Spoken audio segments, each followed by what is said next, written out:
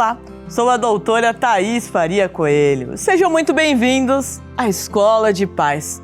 Te convido a embarcar comigo na história Ovo, Batata e Café. Existia uma moça que todos os dias chegava do trabalho sempre reclamando do que havia acontecido.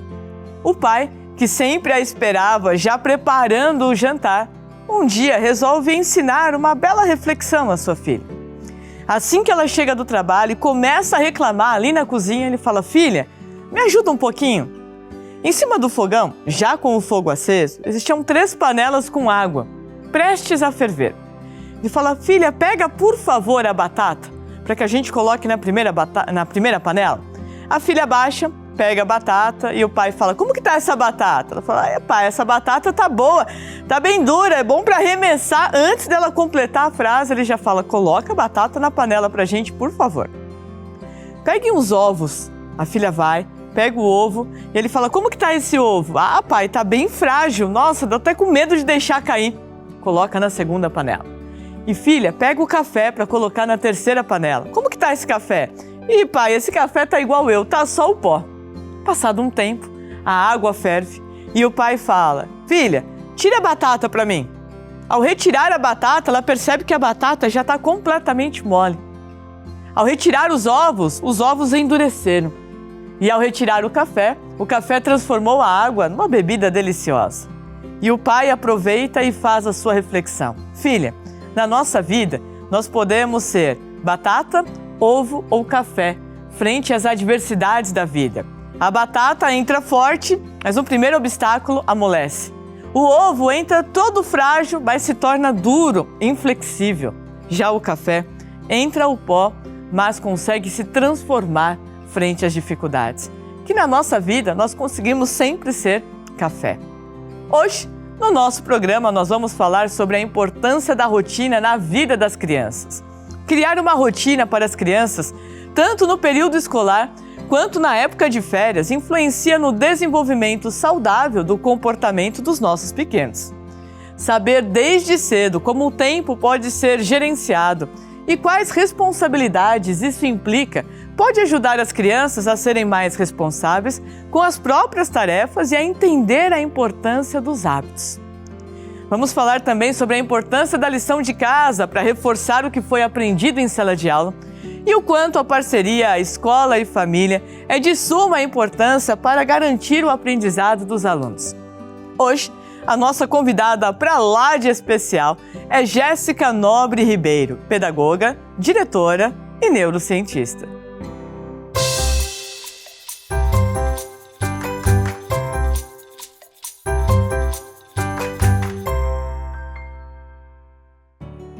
Seja muito bem-vinda, Jéssica. É um prazer gigantesco ter você aqui. O prazer é todo meu, Thaís. Obrigada pelo convite.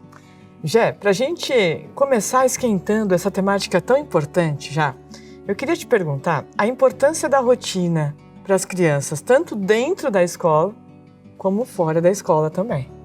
A rotina ela é muito importante, né? Acho que para a vida. Exato. E para os nossos pequenos, para as crianças, ela é primordial na questão de manter uma disciplina. Você imagina que através da rotina a gente consegue embutir mais responsabilidade, perfeito, a organização. Então, quando a criança ela tem uma rotina bem estabelecida, ela traz toda uma organização e até assume mais responsabilidade com os compromissos que ela tem. Perfeito. Né? E neurologicamente falando, quando o cérebro sabe o que vai acontecer, ele já não aumenta a produção de cortisol, de adrenalina, que são hormônios que, se não gerenciados, podem dar uma ansiedade na criança. Né? Exatamente. Principalmente na escola, a gente precisa da rotina, né? É extremamente importante a rotina, tanto para os pequenos quanto para os maiores. Sim. Eu falo que a educação infantil, ela vem trazer, assim, é a base de toda a educação. Perfeito. Né? O que a gente consegue conquistar ali no coraçãozinho deles, desde pequeno, é o que a gente vai plantar a semente até a faculdade e assim vai. Tem gente que me pergunta assim, Jé, às vezes: ai, Thaís, eu não gosto de falar de rotina, porque às vezes tem que mudar alguma coisinha. Por exemplo, depois da hora do lanche, nós vamos no parquinho. E aí chove, não dá para ir no parquinho. E eu sempre falo que até essas questões de mudança são de suma importância Porque é isso que faz o nosso cérebro aprender a ter flexibilidade mental, mudar, né? Então, tem um compromisso, mas se mudar, tudo bem, tudo ok.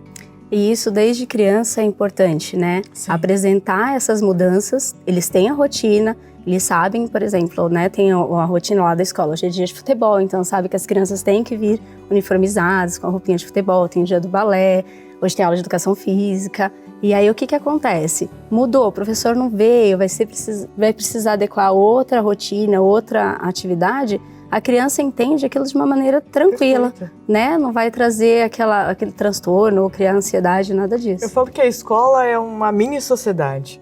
Então, o que acontece ali dentro já é reflexo do que lá na frente a sociedade vai trazer, como alterações, como problemas, enfim, situações. Exatamente. A escola ela é o primeiro momento da vida social da criança, né? Desde o berçário, eles entram em sociedade. Eu falo que eles têm a sociedade. Quando os pais vêm até a escola para fazer matrícula, eu falo, vocês estão preparados para o seu filho viver em sociedade? Porque uma coisa é a gente ter os pais, as avós, os tios, os priminhos. Exato. Outra coisa é ele ter ali o momento dele, porque na escola não tem o pai, não tem a avó, não tem, né, os priminhos, não tem a referência familiar, Sim. mas sim tem a referência que ele vai buscar com a professora, Perfeito. né, com os amiguinhos, e essa vida social é extremamente importante.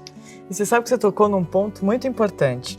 Uma outra pergunta que é muito frequente é: ai, Thaís, na hora de escolher a escola, eu tenho medo de deixar o meu filho sozinho. Sim. Né? E não vai ficar sozinho de jeito nenhum. Não, eu falo que vem a temida adaptação, né? Sim. Quando o pai vai escolher a escola, é importante que ele faça várias visitas até que ele encontre aonde deixa o coração dele calmo. Tranquilo, ali. Porque ele está deixando o tesouro dele, né? Sim. A gente trabalha com educação infantil, a gente dá um play nessa vida social. Sim. E é onde os pais vão criar um laço de convivência com os educadores, com os funcionários da escola, com as famílias dos amiguinhos, Exato. né? E a adaptação, ela começa tanto com a família quanto com a criança. É até engraçado porque a gente cria um vínculo tão gostoso, tão maravilhoso com as crianças, que o pai chega, primeiro dia de aula, aí o pai vai entregar a criança, ele já não entrega, né? Já fica Ele fica, aquilo, vai né? ou não vai?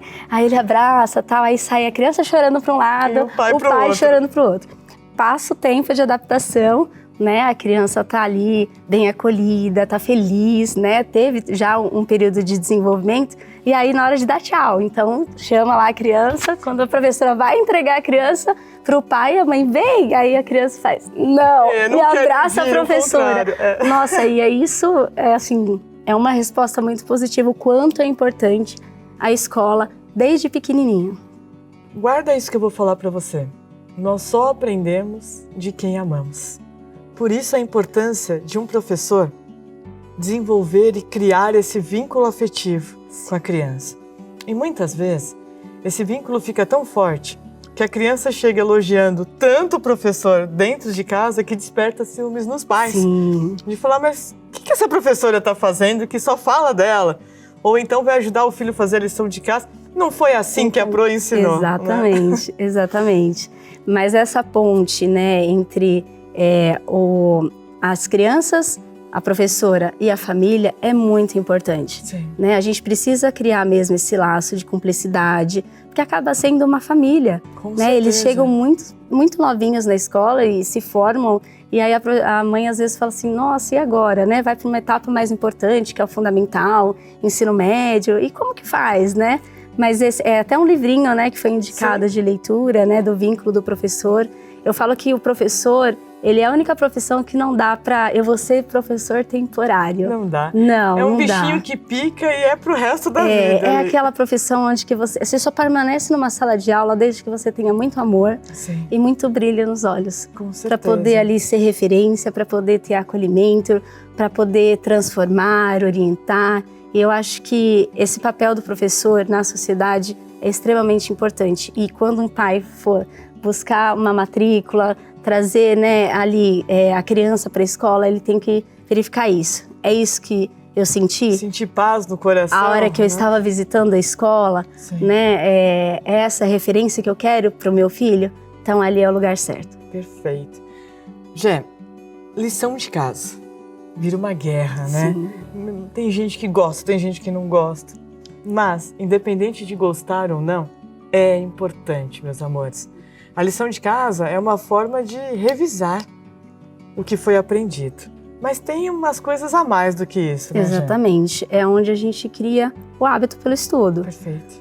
Não só reforçar o conteúdo que está sendo trabalhado em sala de aula, mas também estabelecer aquela responsabilidade. Sim. Né? É onde a gente vai plantar aquela sementinha do prazer de estudar, não ter aquilo como uma coisa ruim. Exato. Né? A lição de casa ela tem que ser colocada de uma maneira prazerosa. Exato. Então, os pequenininhos, quando vão levar a pastinha de lição de casa, então, eles vão tão felizes que eles vão ter um momento com a família, Sim. né, de trazer ali o conteúdo que foi feito, trabalhado em sala de aula, reforçar com os pais, né, ter a participação da família e voltar essa lição no dia seguinte. Então, essa responsabilidade, né, é colocar aquela sementinha de criar bons hábitos de estudo. Cria um ambiente, né, ali, separa um lugarzinho na sua casa, que não fica passando toda hora alguém... Desligar a televisão, um momento que não pode se alimentar.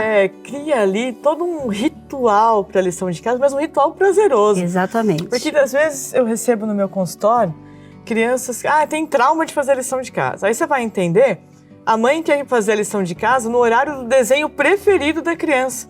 Ou no momento que está fazendo o jantar, né? Então assim, tenha um momento ali, é tão rapidinho, né? Para. E depois vai ter o desenho, ou escolhe um horário que não conflite com desenhos, que eles sejam os preferidos. Tudo isso é muito importante. Muito, muito importante. E para a criança, para o adolescente, se você cria esse hábito de estudo desde cedo, quando chegar lá no Fundamental 2, no ensino médio, que é a adolescência, que aí, às vezes a gente, pai, precisa estar mais presente ali para fazer só a conferência, vamos dizer assim, né? Ele já tem esse hábito já estabelecido e o cérebro responde muito positivo, bem como uma coisa prazerosa, Sim. não como uma obrigação. Muitas pessoas me perguntam também, já assim, por lei, 4 anos é obrigatório ir para a escola, né? Mas o quanto antes, porque ir para a escola vai ajudar com questões de chupeta, desfraude, vocabulário, socialização, é algo incrível. Sim, né? É muito visível quanto uma criança que inicia no berçário e inicia na fase obrigatória, que é aos 4 anos. Né? Nossas crianças que chegam no berçário, ao chegar, né, na primeira etapa, que seria com 4 anos, elas estão muito mais avançadas. Né? A parte de coordenação motora, as habilidades sociais, né? A parte também de leitura, escrita. Sim. Então, toda a coordenação motora fina, que é a escola que vai trabalhar. Exatamente. Às vezes em casa trabalha ampla, né? O chutar bola, o brincar, mas a fina ali... E o lúdico nessa fase é muito importante, Sim. né? Você falou da questão da chupeta, das mordidas, né? Sim. A gente tem um combo, né, nessa primeira infância que é muito importante. A gente estabelecer o vínculo com o pai, com a família Sim. e com a criança, porque é o momento onde ele vai aprender o desfraude, a chupeta. E uma vez estabelecido esse vínculo, tudo fica mais tranquilo, mais calmo. Sim. Né? Eu vou para um rápido intervalo e na hora que eu voltar eu vou responder as perguntinhas que vocês me mandaram. Se você não mandou ainda, corre lá mandar porque eu quero responder e te ajudar, viu?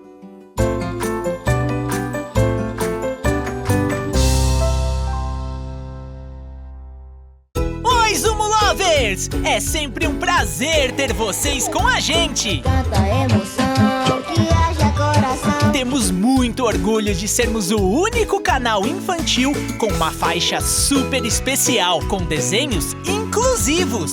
Dedicamos 90% da nossa grade de programação para conteúdos brasileiros e de produtores independentes, procurando sempre investir e valorizar a produção nacional.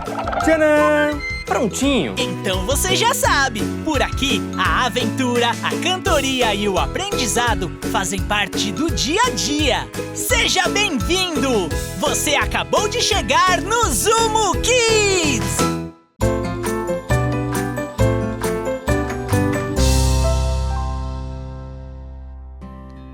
Olá, professor Juca, e vamos à nossa mensagem de hoje.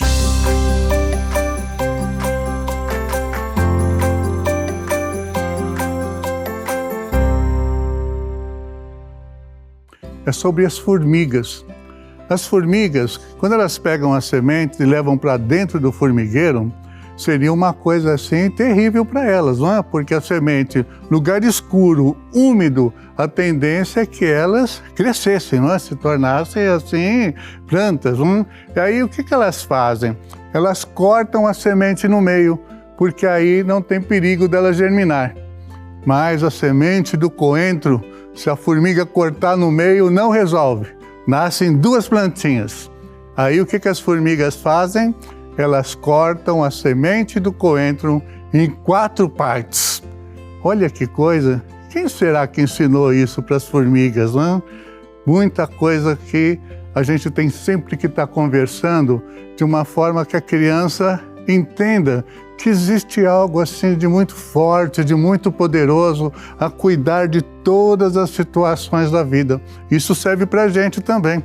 Se Deus pensa até em fornecer às formigas essa informação de que cortando em 4 não tem perigo, o que não fará por nós, não é? Uma outra coisa interessante com as formigas é que se você colocar 100 formigas pretas dentro de um pote e também 100 formigas vermelhas dentro desse mesmo pote, elas vão se misturar e vão ficar tentando sair, escapar dali de qualquer jeito. Mas aí se alguém chega e chacoalha o copo, as formigas começam a brigar. E briga de formiga é coisa séria, elas todas vão se matar. E olha que coisa, é culpa da formiga preta? É culpa da formiga vermelha? Não, é a culpa de quem chacoalhou o pote. E é algo também que nós, pais, educadores, temos que estar sempre atentos para que ninguém chacoalhe o pote dos pensamentos de nossos filhos, das nossas crenças, do que o preconceito não seja aquilo que vai causar problemas de aprendizagem e no crescimento. Felicidades!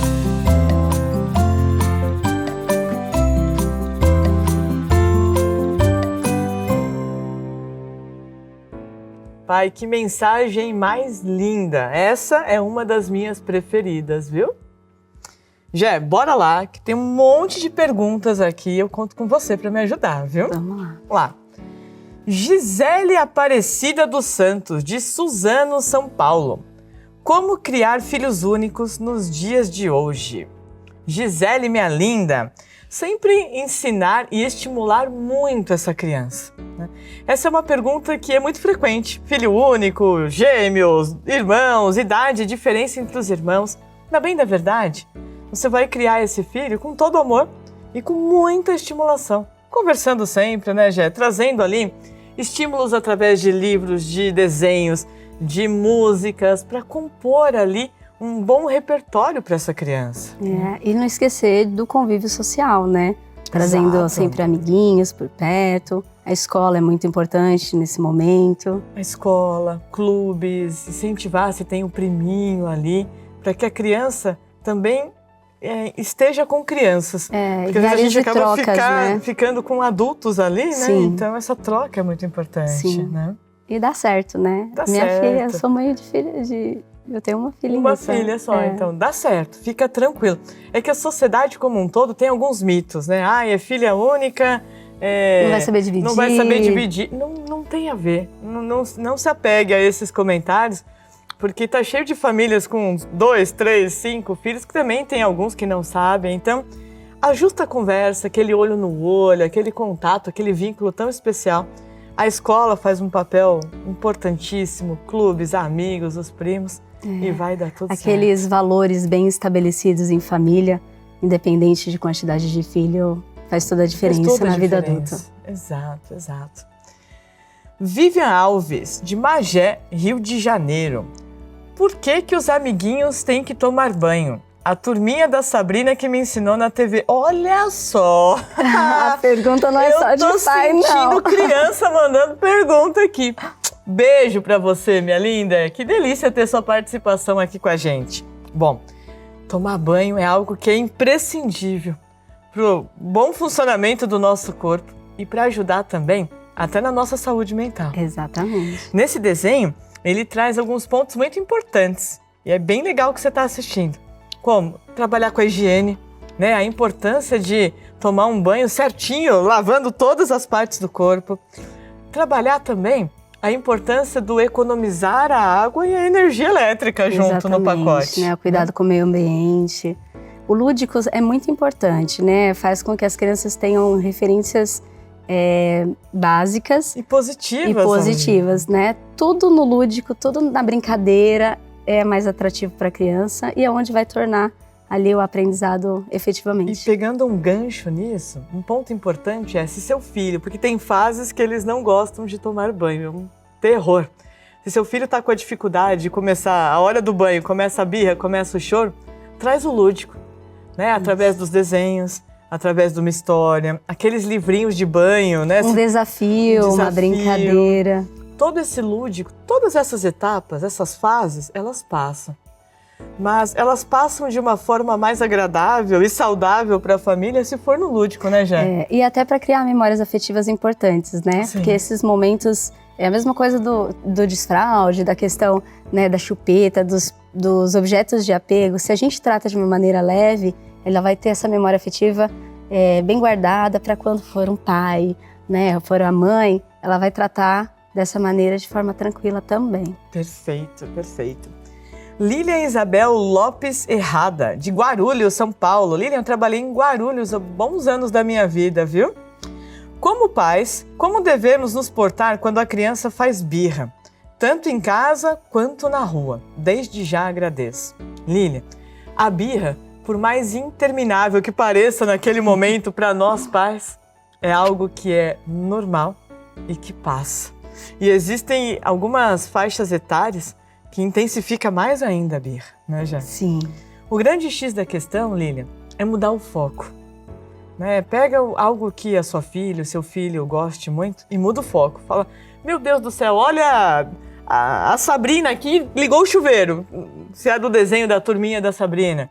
Né? Se gosta de um cachorro, de um gato, traz ali aquilo para mudar o foco. E é importante também os pais terem a noção de que a criança, de repente, no momento de birra, ela está pedindo atenção. E se ela tem esse reforço positivo, na hora que se joga no chão, chora, né, ou faz aquela birra, a criança vai ter aquilo... Vai reforçar. Como, assim que eu consigo atenção. E tem um ponto muito importante, vamos ver se você concorda comigo, Gê. Identifica quais gatilhos ela dispara na birra. Sim. Por exemplo, não posso entrar numa loja de brinquedo que ela quer sair com algum brinquedo. Evita. Sim. Então, num dia que você não está com tanto dinheiro assim, evita passar por outro corredor, vai, né, muda o caminho, muda a rota, identifica o gatilho e já antevém algum tipo de comportamento que isso pode facilitar essa percepção também. É importante, porque evita também com que a criança fique desorganizada em ambiente social, né, e a mãe também não tenha o desgaste, né, emocional ali. Porque para a criança é um desgaste, né, mas para nós pais... Aquilo vem numa proporção, por quê? Começam os olhares das outras pessoas. E não esquenta, não.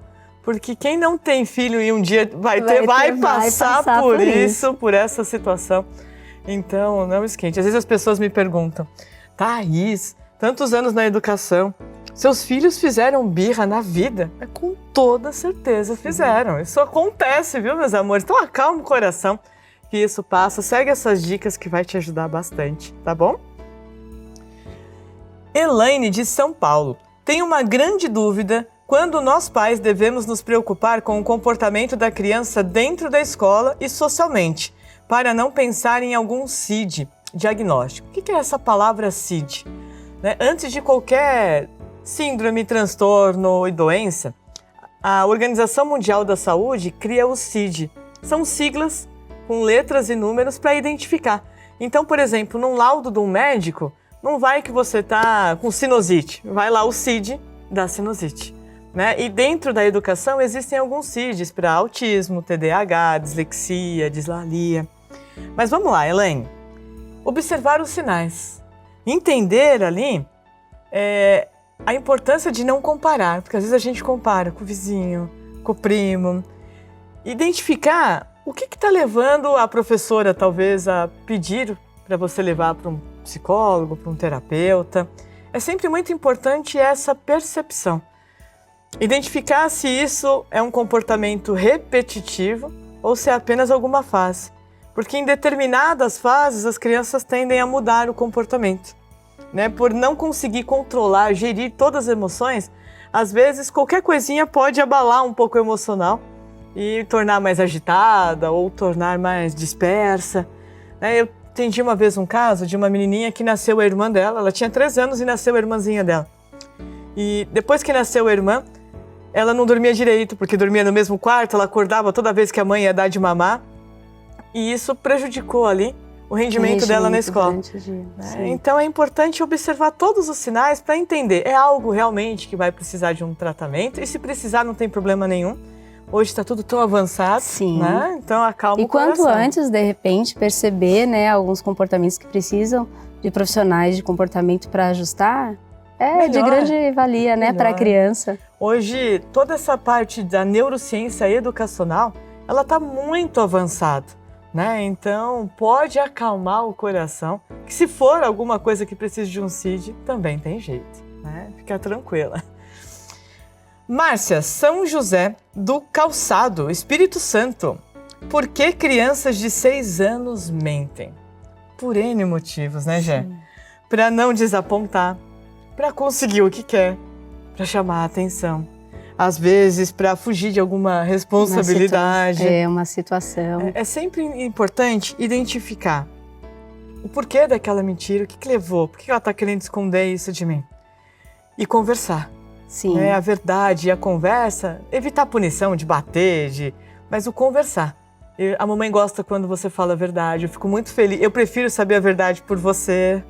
Trazer referências também, né? Eles têm tendências lúdicas. Sim. E aí é onde a mãe vai perceber, onde ele está fantasiando ou é alguma situação que precisa de atenção, né? E o fato da criança trazer, né, a mentira ou uma situação específica é onde a mãe tem que ficar atenta. Né, ao que está por acontecendo. Isso. Eu amei bater esse papo com você. Eu também. Muito obrigada. Que Deus continue te abençoando muito na vida. Eu sou uma fã do seu trabalho, assim, sou a fã número 1. E que Deus continue preservando esse brilho no olhar que você tem pela educação. Vou pedir para você se despedir e deixar seus contatos. Eu que agradeço, Thaís. Imagina. É um privilégio estar ao seu lado. E meu contato é @Jéssica Nobre Ribeiro e o colégio @Colégio Nobre ABC. Obrigada, viu, Gé? Obrigada de coração. E você, vem comigo para o nosso mural de recados.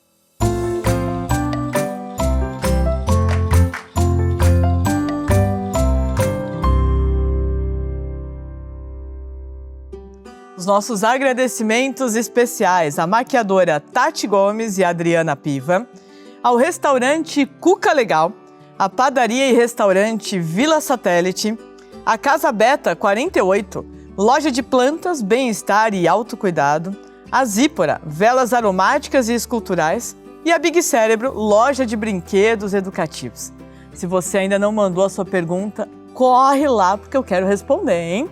Te espero nas minhas redes sociais no @ThaísNeurociência. Um grande beijo no seu coração, fica firme, fica forte e fica com Deus.